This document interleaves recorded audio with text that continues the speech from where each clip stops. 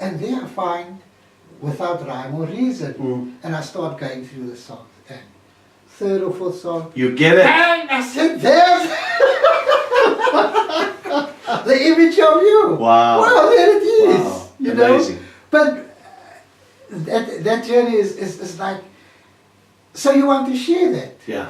all the time, every week, and people say to me, there are a couple of people that phone into the program and they I get scale me out because they say it's interesting in the sense that they love music, but they love the growth. So listening to the program is, man, they always knew about Algebra, but yo, this old I did, yeah. Kevin Mahogany, Yes. Gregory Porter. Yes. Now they scowl because they say they've already worked out their bonuses. So they can't go and buy more albums. Yeah. But it's that type of Wonderful. relationship that Yeah. I want, where I'm not just growing, but I'm sharing that growth, and people are saying, wow, man, there's such a lot of beautiful music out there Yeah. that makes them happy. Yeah. And it brings people together. Yeah. You know, bringing people together. If we were talking about the Jazz Yard Academy, Yes. it's one of, people were saying to me, are you the man? I said, I'm not the man, I'm a friend of it. Yeah. I'm part of the family. But if you see that it's an example of what positive music is doing, not just to the kids in that Yeah. project, Yeah. Amazing. it's spreading to the community That's right. that's becoming involved. Absolutely. Kids at risk are seeing what their friends are doing and saying, we want to be part of it. Yeah. You know, and the interesting part is that fate. You know, there was Gino who started this project in his And yard. and I want to say, what a lovely guy Gino is. You know, he Really. got some of his friends around him, the Francis and Judith, they wanted to do something. They weren't just prepared to sit and do nothing. Yeah. And he said to me, what must I do? Sure. So he's saying to me, you know, I'm doing this project, I do this story. And I said, how can I help? How can I help, man? He says, now and then a musician pops in, but he hasn't got the musical training. Yeah. And then I meet Chris, who's an old friend of mine as We well. used to play bass bass at the same time that Airborne and Yeah. But so Chris says to me, he's busy with a project at his church or something, but you know, it's too much politics and Yeah. things like that. And I think, and I don't click at the moment. But we go to Kontiki, and Gino and Chris come and greet me together, and I say, and there's a connection. Gino, this is Chris, Gino. You guys Talk. need to connect. Wow. 2 Wow. minutes later, or half an hour, they said, Als is uitgesonderd. It's 3 years later. And they're it's- doing a great job. They're doing a great job, and it's, you know, we need more projects like that. That youngster, is his name Courtney? Curtly. Kirtley. My You goodness. see, but it's little things like this that I say, this is how we use music to empower. Yeah. And I've seen it, you know, I've seen the rise of somebody like Jonathan Rubain. Yeah. He actually mentioned you here on Sunday. Okay. He performed at about seven-ish. And he came out on stage and he said, you know, Uncle Errol, he looked at Errol, Yes. he said, Uncle Errol, I want you to know that I used to go to the swingers on a Monday night, Yeah. and Uncle Gary and Uncle Alvin and them were all, and Joe Scaffers, Yeah. Uncle Joe were all there. And I used to watch you, and at that stage you had, what's his name, the upright bassist? Eddie Joester Yeah. playing. And then Eddie Joester passed away, and he begged Errol to play in his band. And he said, and eventually, Errol used to say, wait a couple of years. Eventually he got to play, you know. The thing with Jonathan, and the interesting story is that it's him, and there was those like this thing, Uncle Gary, Uncle Errol, if Errol, Uncle Errol, you know. Eventually I'd ask Errol, and Errol said, yes man. While Errol is still getting ready, Jonathan and the kids with him, they're starting already. What can you do? But join them, yeah, they're playing your song. And the most amazing thing is, you know, few years after that is that I got a call from Jonathan, and he said, you know, like he was in tears. Ja. Hy maak met my ook 'n hele tyd. He said, you never guess who phoned me. I said, who, Jonathan? Uncle Errol. Uncle Errol. He still remembered Errol's number. He said, I can quote the number. I'm playing with Uncle Errol at the Jazzathon. And Amazing. you know, I felt so. And what does that do for Jonathan? And today Jonathan is doing wonderfully, and he's now raising his group of youngsters to come through. You know, there's Cameron Ward. Yeah. Cameron Ward is touring the world as part Amazing. Yuma Sikela. of Masakela's band. Yeah. Darren English. Yeah. All jammed at the... You know, so that part was also very exciting. Wonderful. That you see these kids, you know their potential. Yeah. And it's just that they need that urge to say, Yeah. you know, even if they flop, even they flop the first time, they come back. Better to have tried and failed than not to have tried at all. But to play, and even if you flop and you say, hey man, I've got to work. Yeah. I've got to work at this if I That's want to be on this stage. Good lesson. I mean, today, Valentino is part of Alvin's band. Yeah. He was one of those kids. He was also here on You know, Sunday. it's, when can I get a turn to play it? And that type of excitement for music is needed. Yeah. Where, you know, when I was, like, probably you were much younger, there were radio programs that Yes. daily you'd say, hey man, I must listen to Trudy Duke. Yes, yeah, of course. It was her program. Dope gospel. You know, but she used to do a jazzy program as well. Yes. And there was always that excitement. And the minute compilers started swinging things, you found, Yeah. you know, one day a week I try listening. It becomes like a sausage machine then. And I say, do you really think this is a good song?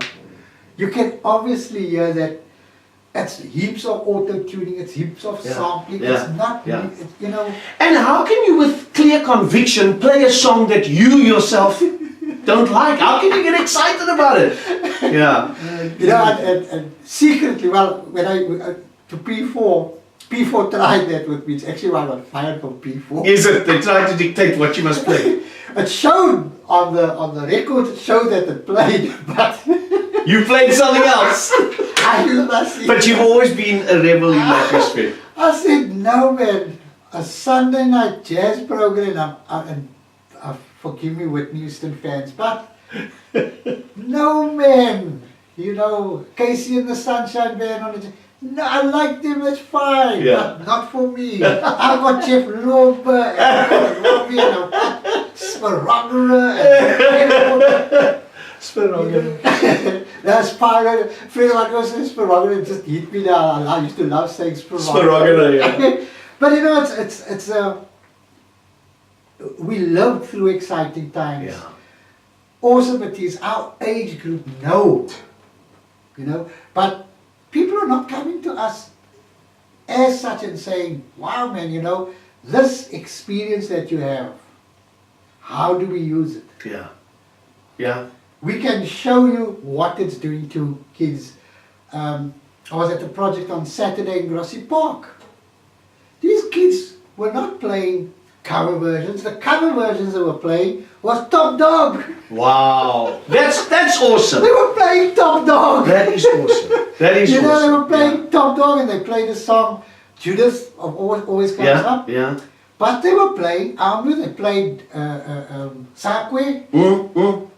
And I said, this is it. That's the one. Yeah, where your covers are your actual local artists of the nation. You know, and to see the change in children once they discover their potential.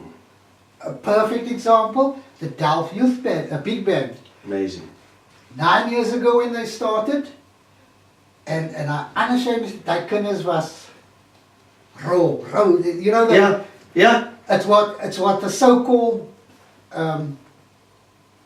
what everybody expects from Delft and that area. Yeah. But they became so within polished. a month, they were disciplined. You look at them today, they are stars. Amazing. They are Amazing. stars. Absolutely you know? amazing. And if we can if we realize a small project like that, what it does, a small project like the Jazz Yard Academy, Yeah. where the parents are now starting to get involved with their kids. What Camillo has done with CMI, Cape Music Institute. You know, it's Absolutely. all there. People keep on saying, we've got this gangsterism, we've got this crime. In our days, there was gangsterism, there was crime, there was drug abuse. But, you know, there was a sense of responsibility in our communities. Yeah. You know, it's totally gone today. Whereas, if we use these projects to give our children a positive activity, Absolutely. that's when we start winning. And not just we don't start winning, they win. Absolutely. Because they realize the discipline they need Yeah. to study Yeah. music, Yeah. to play well, if I apply it to my education, Yeah.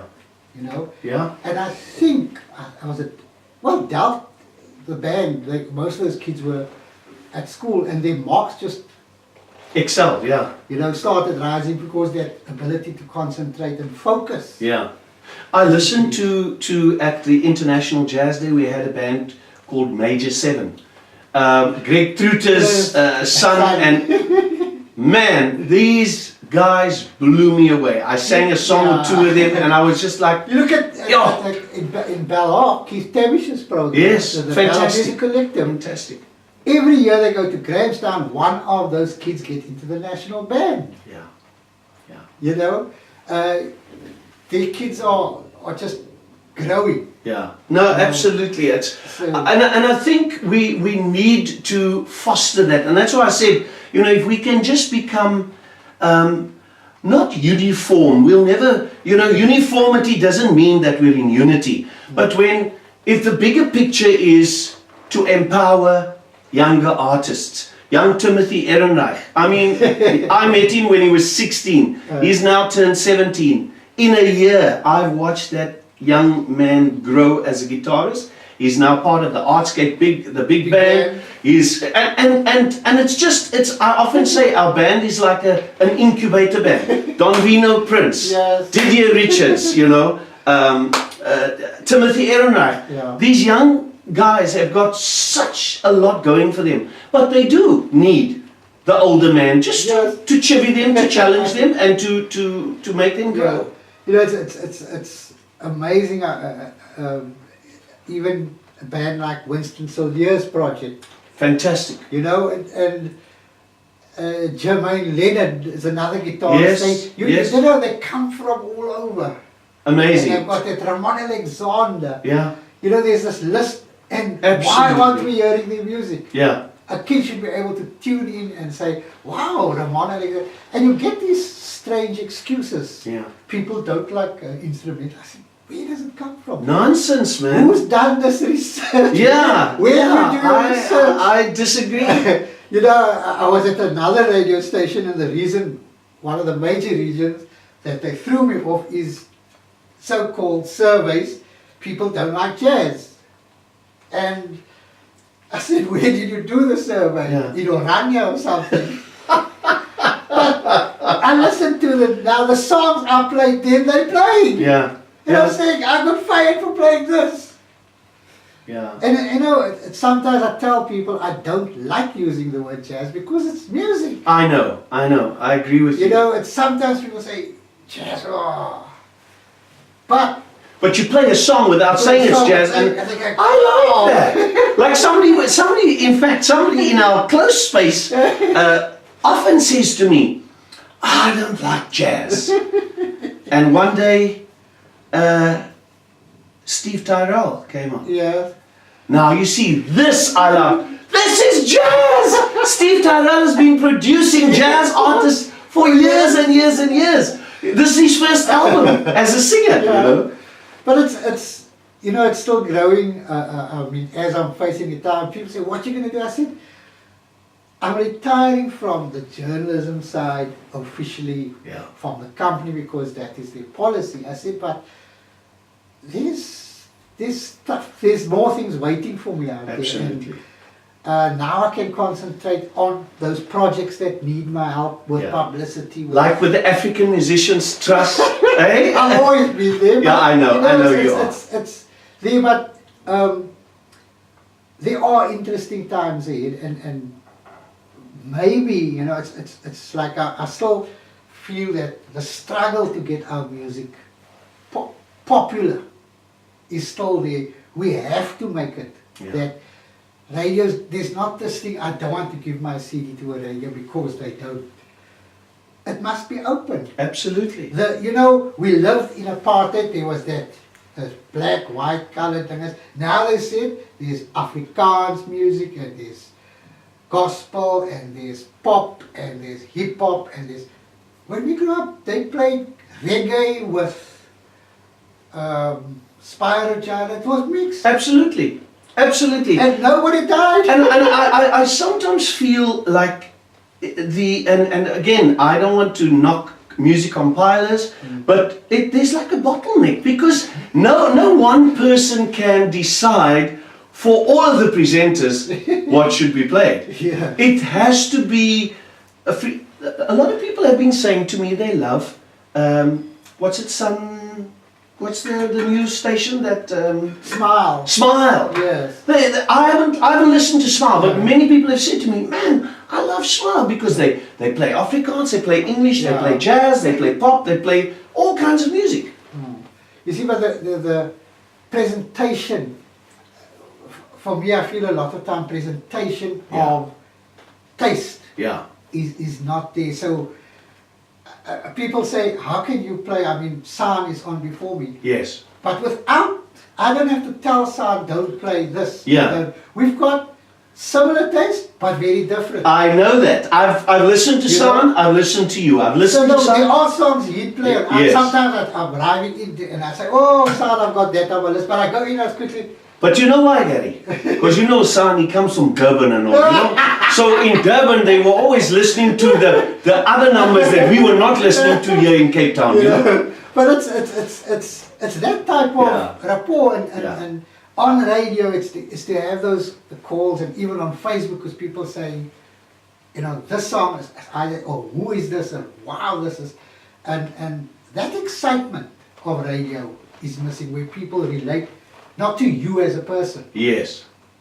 And I think a lot of times at one of the old stations, they felt I was not what was the word they used? They don't know anything about, but I don't want you to know about me. Yes. In the sense that know my music, don't know that I like to go horse riding in the mountains. Yes, I yes. don't do that, yes. but that's not what I mean. But this is a radio program, and what I loved is that I would meet people that would say, you know, on such and such a day you played Esperanza Spalding, and I was feeling so bad, and the song just touched me and it lifted me up. I said, thank you. Yeah.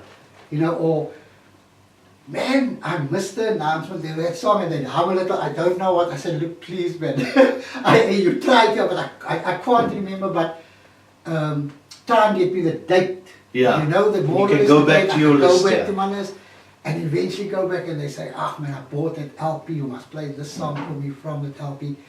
But it's sharing that journey of discovery that's so exciting. You know, and if I'll probably be doing that until the day they put me away. I'll probably get up and say, wait, man, I just want to play one more song. You know, but it's still growth, but it's been a fantastic journey. It's still exciting for me. You know, so people say, are you retired? I said, no, I'm not really retiring. It's that part, it's finished. You know, I have to leave that company, but now it's going to be serious. Yeah, not even the sky's the limit. Well, Gary Van Dyke, it's been absolutely amazing chatting with you, and it always is. Chatting with you is like chatting with Robbie Jansen or chatting with Zane Adams, and listening, and you take us down memory lane. And I want you to know that you are loved and appreciated and valued by Cape Town, South Africa, by all the musicians. I've never heard a musician say anything negative about you. Every young musician that has made a name for himself has always honored you. And like on Sunday, as I said, you know, Errol was here, we did the fundraiser, we raised, just so you know, we raised 32,200 Rand that is going to Errol Dyers over 2 events, the International Jazz Day and last Sunday, the 4th of June.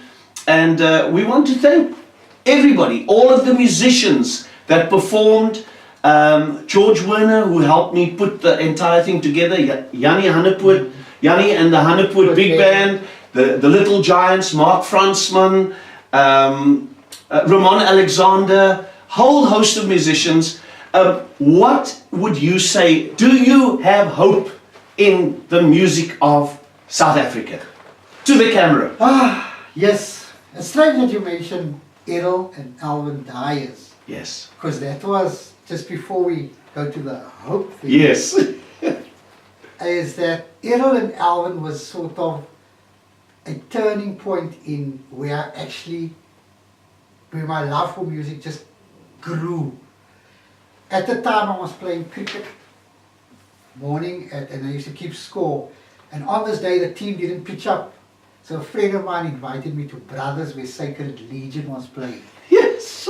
At the time I was into like Jimi Hendrix and Uriah Heep, Grand Funk.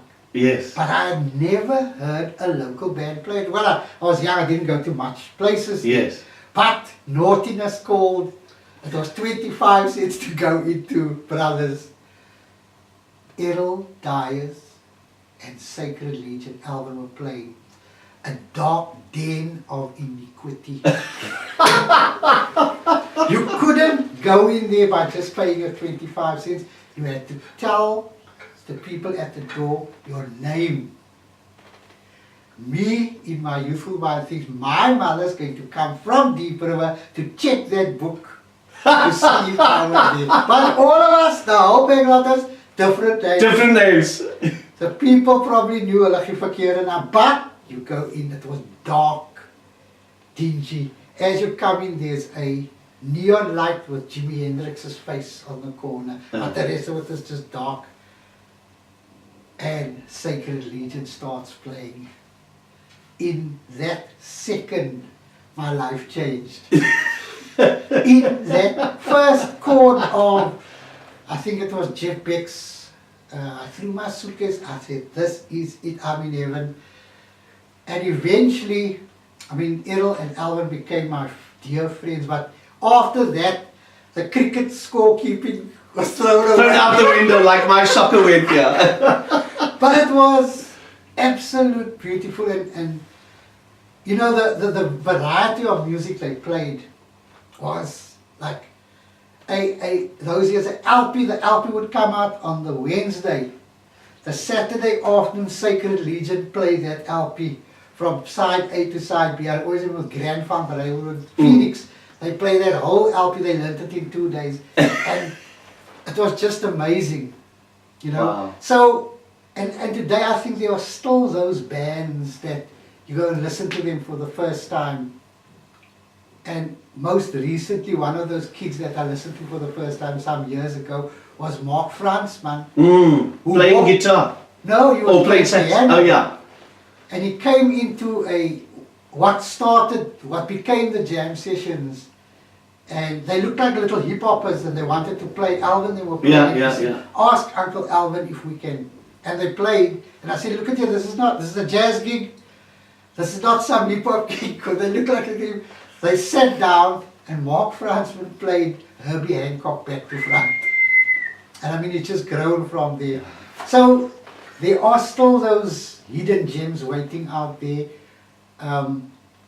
Eventually I hope that our radios, our TVs start sharing the sound with us, because it's not just about the music, it's about making a difference to the world and to our community. So watch out, watch this space. Ek is nie geretire nie. My work only starts now.